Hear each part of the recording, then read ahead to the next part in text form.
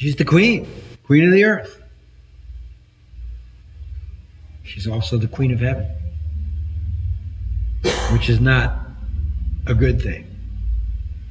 It says that she's arrayed in scarlet. What is scarlet? Well, the scarlet here represents religiosity. Religiosity.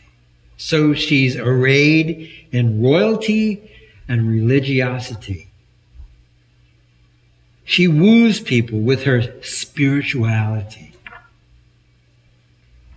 I know that even today there's a lot of women that are really promoting themselves as spiritual insight people. Well, this is her.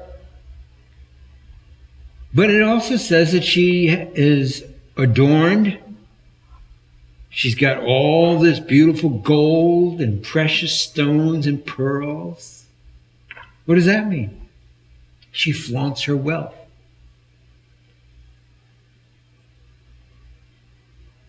She's royalty. She comes across as some spiritual guru, and she flaunts her wealth. And then on her forehead, in verse 5, it says, is her name. The name was written on her forehead, and it said, Mystery Babylon the Great, the mother of harlots and of the abominations of the earth. The mother of harlots. The mother of idolaters. The mother of idolaters. It wasn't that this woman was just a sex fiend. It had nothing to do with that. It was her idolatry. It was her intimacy with doctrine that was opposed to Jesus Christ and the Savior and all things beautiful in God. She was the queen of false doctrine. She was the queen of leading people astray to serve other gods. And she seduced them with her cunning way. She seduced them with her trickery in drawing them to a false god, an evil place. So she's the mother of harlots, or the mother of idolaters, and of the abominations of the earth. The earth has a lot of abominations, by the way. And it's written, her name is written on her forehead. Now, in John's day, the temple prostitutes would write their names on their forehead. So when you came back to the temple and you wanted that prostitute again, you would seek the one out with their name written on their forehead. So a lot of things that we see in history make sense as we look into the future. See, the devil, he pretty much has an MO. He has he has a way of doing things. So this is nothing new. And by the way, this woman, of Babylon the Great, is nothing new. But verse 6, I want to take you to verse 6. It says, I saw the woman. Listen, John's looking. And you got to remember that John's a pastor. He's Pastor John. Yes, he wrote 1 John, 2 John, 3 John, the Gospel of John. But he's a pastor. So he has a pastor's heart.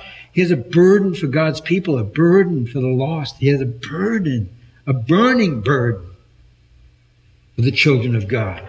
And look what it says.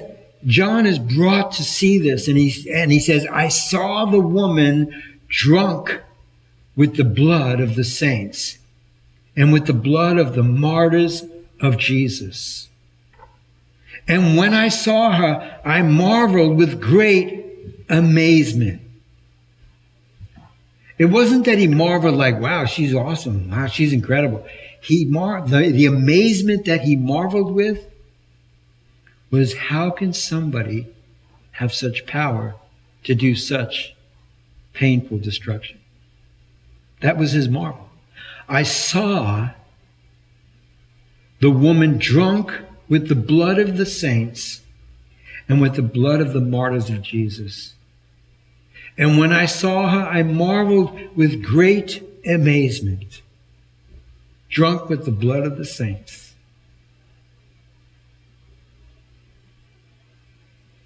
John wonders, who is this woman? She is religious Babylon. Religious Babylon. Now,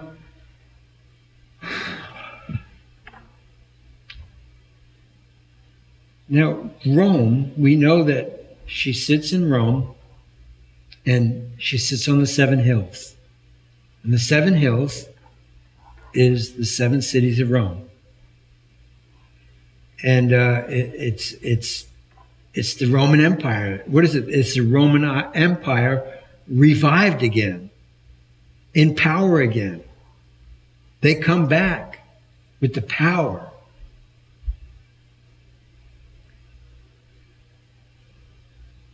There's one city in the world today, that's debt-free, and it is the most richest city on earth. Rome. They own more real estate than any other corporation or entity on earth. They own more gold than anything, any entity, any corporation, any country on earth. They own more artifacts, resources, stocks, banks than any other corporation on this earth. And that city is in Rome, and it's the Vatican. We're not the richest city in the world, you know. You think, well, America's the richest. No, we're in debt. We're in debt. And we're so far in debt. You want to hear something really bad? When our debt was at $20 trillion, $20 trillion. This shocked me when I did the math.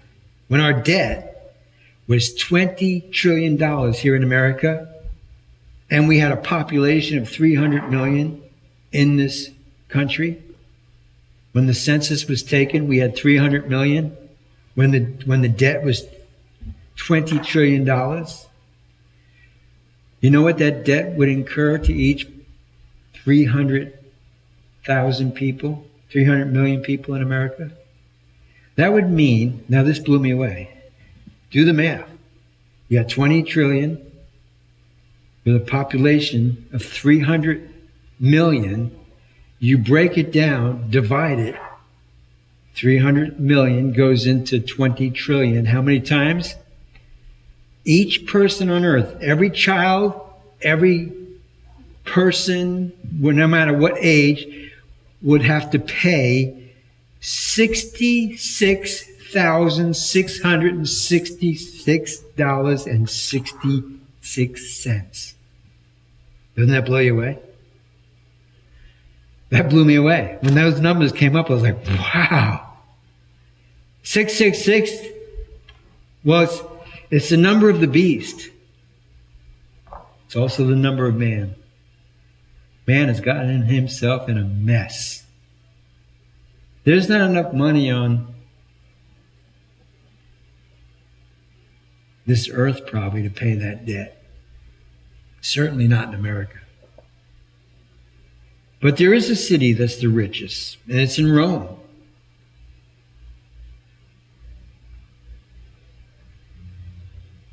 So she comes on the scene. She's riding the beast, meaning that she thinks she's in control of the beast. She thinks she's in control. She comes on the scene with royalty. Now, Rome, I don't know if the Roman Empire confiscates the Vatican, or I don't know how the Vatican plays into this, but I know it's in Rome, and I know that the woman is going to have power to do as she pleases. But she's going to have wealth. She's going to have royalty. And she's going to be religious. So where does Babylon come from? The Babylon system. Where does it come from? Well, I wanted to take you to Genesis chapter 10 and verse 8. It says, Cush begot Nimrod. He began to be a mighty one on the earth. He was a mighty hunter before the Lord. Therefore, it is said, like Nimrod, the mighty hunter before the Lord, and the beginning of his kingdom was Babel, Erech, Akkad, and Calneh, in the land of Shinar. From that land he went to Assyria and built Nineveh. He also had his roots in Sodom and Gomorrah as well. It's quite a history. So Nimrod has the kingdom of Babel. And what do we know about Babel? That's where all the people of all the tongues on earth came together and built the Tower of Babel. And they were going to rise higher than God. They didn't need God to come down to them. They were going to come up to God.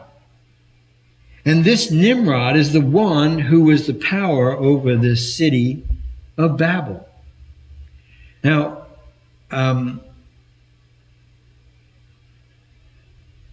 it's interesting, all the cities. Nineveh, we know that was an evil city. Sodom and Gomorrah, evil city. He ruled over a lot of evil cities. Now, there are some definitions that I came across that where it says that he was a mighty one on the earth and was a mighty hunter before God.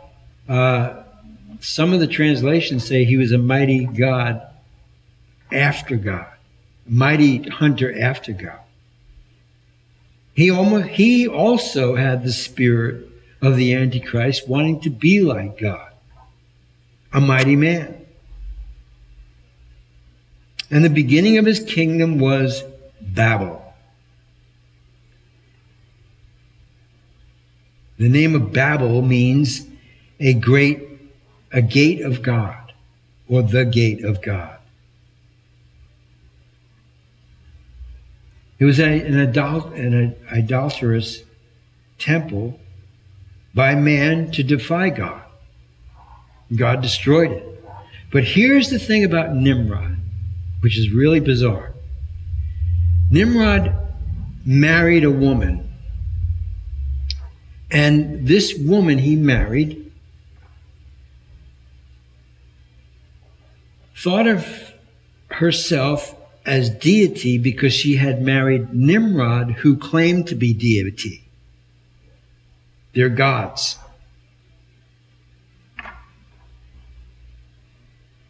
The word Babel came to mean confusion. The Tower of Confusion. And Babylon came to be a great empire. It finally fell to the Medians and the Persia.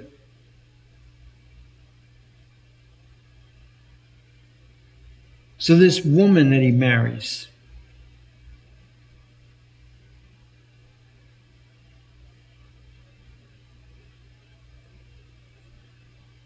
has this, she gets pregnant, but Nimrod has already died several years before she gets pregnant.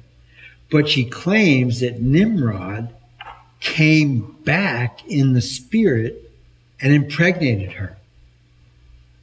So she has this child miraculously. So she has the child. The child lives to be about 33 years old and dies. 33 years old and dies. The child is considered deity because his mother was deity and his dad was deity. So he is also considered deity. He dies at 33 years old. Now, the thing about the son is he was born on December 25th. Does that ring a bell? He was born on December 25th. Now, he dies when he's about 33 years old, and he comes back to life. But nobody sees him come back to life. But the mother of Babylon says that he comes back to life, and that the only way you can approach him and please him is to come through her. You have to come through her, the holy woman, and then she can talk to her son so that you can receive a blessing. Now, this woman of Babylon is also called the woman of heaven. Google that on your phone sometime. Look up the woman of heaven. The mother of heaven, rather. So she gives birth to this child. But when she gives birth to this child, she gives birth to a false religion. This is the beginning of a false religion.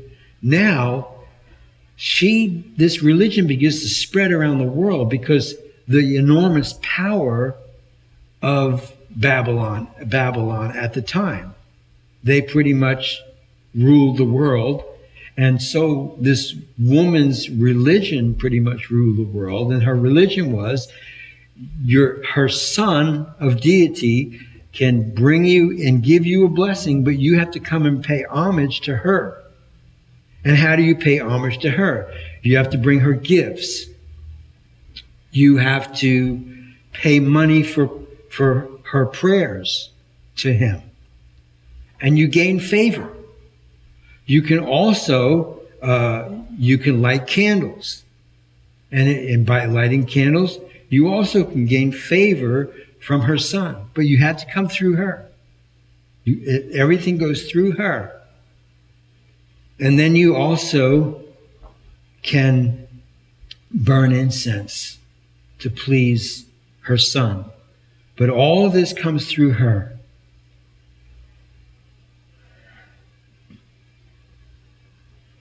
So as this religion begins to develop, it's designed to oppose God. And why would this whole event begin to take place that truly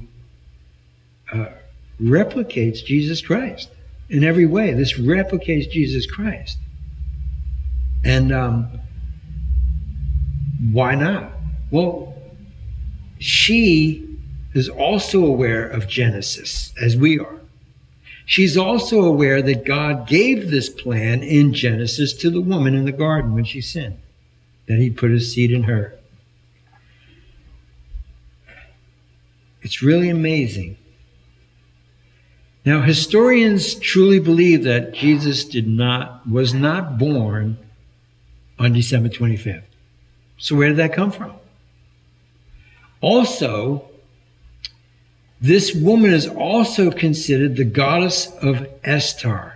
This woman of Babylon, she's considered the goddess of Estar.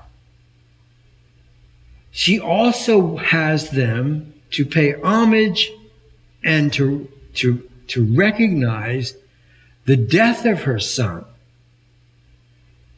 And in the death of her son, the day of her son is called the day of Estar. Isn't that scary? So why is it that the Christians today embrace December 25th, which historians do not believe is when Jesus was born?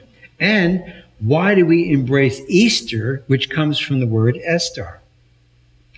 And why is that so worldwide accepted?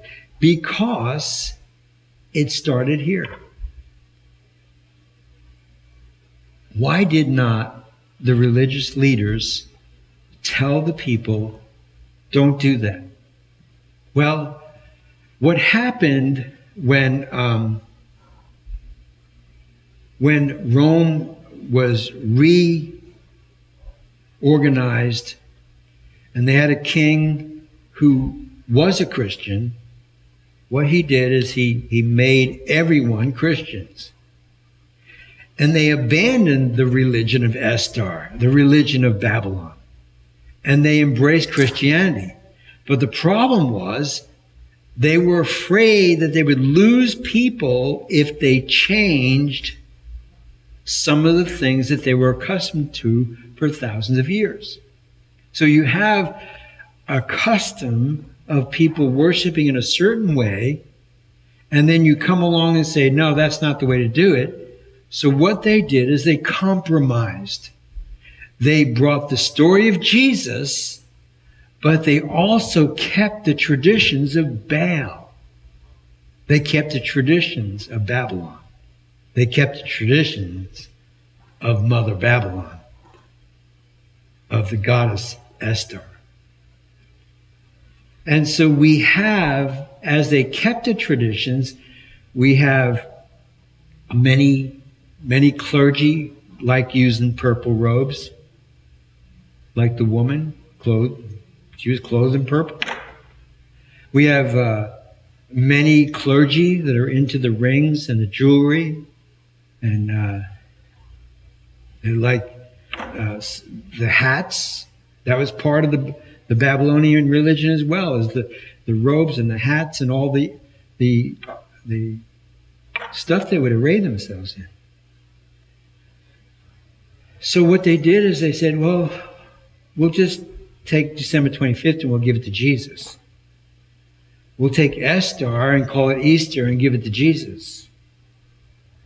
So they thought there's nothing wrong with that. I mean, it's not like we're really breaking any rules. We're making it all about Jesus. But the problem is the mother of heaven, the mother of Babylon, the goddess of Estar, still has her claws in God's plan. Which is what? She's still the harlot. She's still the idolater. Let's go on. Revelation 17, verse 16 through 18. Then the 10 horns which you saw on the beast, these will hate the harlot and make her desolate and naked and eat her flesh and burn her with fire. What does this mean? It means after the woman has gained all this power and all this authority and thinking she's something special, the beast is going to turn on her and destroy her. And he will set himself up to be worshipped. Verse 17, for God has put it in their hearts to fulfill his purpose, to be of one mind, and to give their kingdom to the beast, until the words of God are fulfilled. And the woman who you saw is that great city which reigns over the kings of the earth. That's chapter 17. That's a pretty crazy chapter, man. That's a crazy chapter. I really didn't have time to get into the full history, but I encourage you to dig up that history. It's amazing. I mean, there's so much stuff in our history as to why we do things today. It'll just flip you out. Just flip you out. There's so much garbage mixed in to the church. But you know what? One day, all the true believers in the Catholic Church, all the true believers in Club Zion, all the true believers in the Baptist Church, all the true believers in the Episcopal Church and the Presbyterian Church and the Methodist Church, all the true believers one day will be raptured. But guess what? The buildings, the politics, and the unsaved will still be there to follow Mother Babylon. But we'll, the church, the true church, is going to be with Jesus. God bless you. See you next week.